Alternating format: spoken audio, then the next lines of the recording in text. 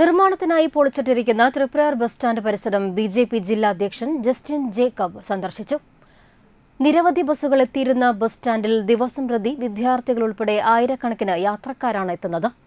LDF MLAമാർ 8 കോടി രൂപ വകയിരുത്തിയെന്ന് പറയുന്നുണ്ടെങ്കിലും പുതിയ ബസ് സ്റ്റാൻഡ് നിർമ്മാണം എന്ന് തുടങ്ങുമെന്നോ എന്ന് പൂർത്തീകരിക്കുമെന്നോ പറയാൻ ഇവർക്കാകുന്നില്ല.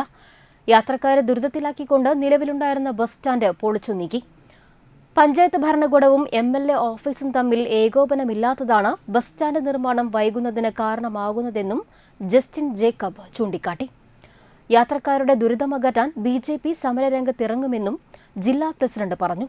BJP നാട്ടിക മണ്ഡലം പ്രസിഡന്റ് റിനി മാണി, ജനറൽ സെക്രട്ടറിമാരായ Shine Nediyiruppil, TG Ratheesh, EP Harish master, NS Unnimon, Reshmi Shijo, Nisha Praveen, Shaji Alungal, Bhagini Sunil, panchayat committee president PV Senthilkumar, PT Sreekuttan, Greeshma Sukhilesh, AK Siddharthan എന്നിവരും ജില്ലാ പ്രസിഡന്റിനൊപ്പം ബസ് സ്റ്റാൻഡ് പരിസരം സന്ദർശിച്ചു.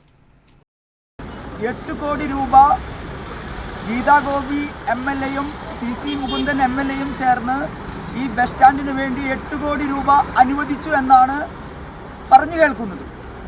പക്ഷേ ആ തുക ഈ ബസ് സ്റ്റാൻഡിന് വേണ്ടി ഉപയോഗിക്കുവാനുള്ള സാഹചര്യം, ഭരണാനുമതി നൽകുവാൻ വൈകുന്നത് ഇടതുപക്ഷ സർക്കാരിൻ്റെ കെടുകാര്യസ്ഥത മാത്രമാണ്.